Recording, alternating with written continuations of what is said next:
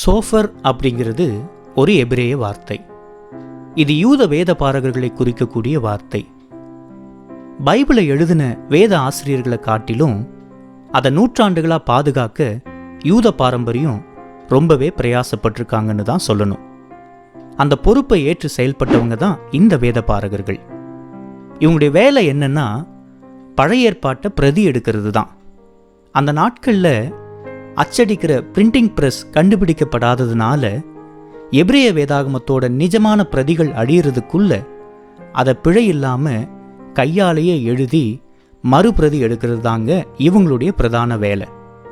அதுக்கு நல்ல கைதேர்ந்த கற்று தேர்ந்த பயபக்தியுள்ள ஒழுக்கமான நபர்களையே யூத சமுதாயம் தெரிந்து கொண்டாங்க. அப்படி தெரிந்து கொள்ளப்பட்டவங்க தான் இந்த வேத பாரகர்கள். பழைய ஏற்பாட்டு புத்தகங்கள்லாம் கிமு 1000 125 எழுதப்பட்டுருச்சு. அதே கிமு 1000 இந்த வேத பாரகருடைய வேலையும் ஆரம்பிச்சிடுச்சிங்க.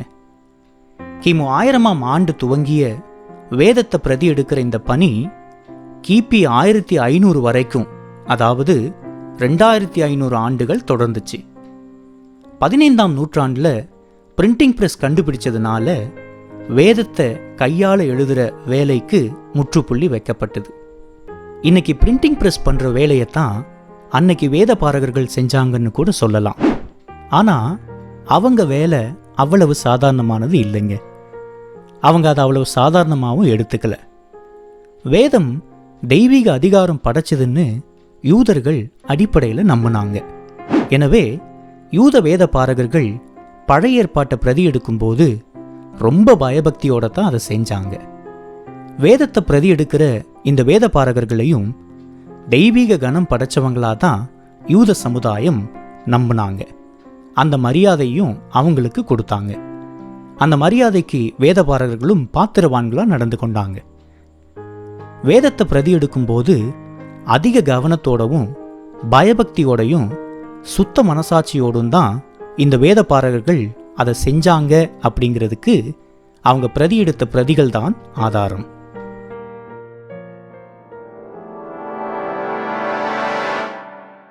வேத பாரகர்களை குறிக்கும் சோஃபர் அப்படிங்கிற எபிரேய வார்த்தைக்கு எண்ணுகிற பணின்னு அர்த்தம். பொதுவா நிஜ பிரதியை வச்சு ஒருவர் சத்தமா வாசிக்க மற்ற வேத பாரகர்கள் சுற்றி அமர்ந்து கொண்டு அதை கவனமா கேட்டு தங்களுடைய பிரதியை எழுதுவாங்க. எழுதி முடிச்ச பின்னாடி தாங்க சரியா எழுதியிருக்கிறோமான்னு சரி பார்க்கறதுக்கு ஒவ்வொரு வசனத்தையும் ஒவ்வொரு வார்த்தையையும் ஏன் ஒவ்வொரு எழுத்தையும் கூட எண்ணுவாங்க. இது அவங்களுடைய வழக்கமா இருந்துச்சு. தாங்க எழுதி முடிச்ச பிரதியை முதல்ல இருந்து ஒரு முறையும் கடைசியில இருந்து ஒரு முறையும் எண்ணுவாங்க. அப்படி பஞ்சாகம் எழுதி முடிச்ச பின்னாடி மைய எழுத்து லேவியராகமம் 11:42 வார்த்தைகளை எண்ணும்போது மைய வார்த்தை லேவியராகமம் 10:16 வசனமா எண்ணும்போது மைய வசனம் லேவியராகமம் 13:33 இருக்கணுங்கிறது அவங்களுடைய பிழை சரிபார்க்கும் அடையாளம். ஒவ்வொரு வார்த்தையையும் எழுதுவதோட அதை எண்ணி பிழை சரிபார்ப்பதும் அவங்களுடைய முக்கியமான வேலைங்கிறதால சோஃபருங்கிற எபிரேய வார்த்தையை வச்சு அவங்கள அழைச்சது ரொம்பவே பொருந்தும். அப்படி எண்ணும்போது அவர்களுடைய குறிப்பிட்ட வரையறைகளுக்கு பொருந்தாத பிரதிகளை தள்ளி வச்சிடுவாங்க. அந்த அளவிற்கு ரொம்ப கவனத்தோடையும் துல்லியமாயும் பழைய ஏற்பாடு பிரதி எடுக்கப்பட்டுச்சுங்க.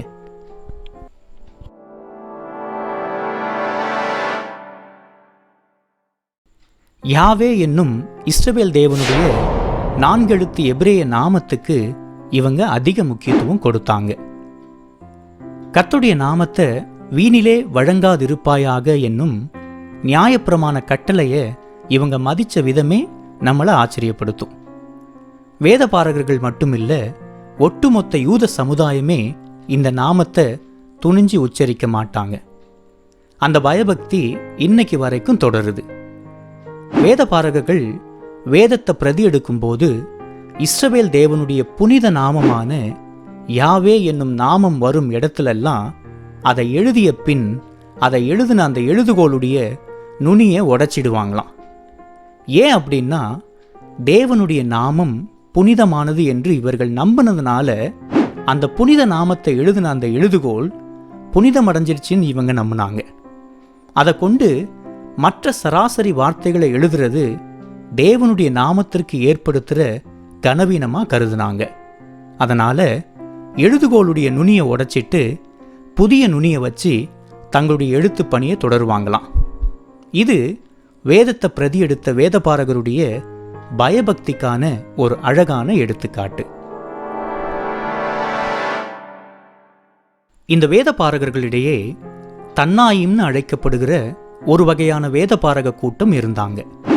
இவங்க கிமு 1ஆம் நூற்றாண்டிலிருந்து கிபி 3ஆம் நூற்றாண்டுக்குள்ளதாக எபிரேய வேதாகமத்திற்கு பல்வேறு தரமான விளக்க உரைகளை எழுதினாங்க. அதில் ரொம்ப பிரபலமானது மிஷ்னா மற்றும் தொசெஃப்தா. மிஷ்னா என்பது வாய்மொழி பாரம்பரியமாக வந்த நியாயப்பிரமாண விதிகளையும் அதோட விளக்கங்களையும் உள்ளடக்கியது. தொசெஃப்தாங்கிறது அந்த மிஷ்னாவுடைய விளக்க உரை. அது மட்டும் இல்லாமல் மிட்ராஷ்ன்னு சொல்லப்படுற முழு பழைய ஏற்பாட்டிற்குமான விளக்க உரையையும் இவங்க எழுதினாங்க. இந்த மிஷ்னா, தொசெஃப்தா மற்றும் மிட்ராஷ் ஆகிய தன்னாயிமுடைய இந்த 3 பிரம்மாண்ட படைப்புகளும் இன்னைக்கு வரைக்கும் வேத வியாக்கியான ஆய்வுகளுக்கு ரொம்பவே உறுதுணையாக இருக்குங்க.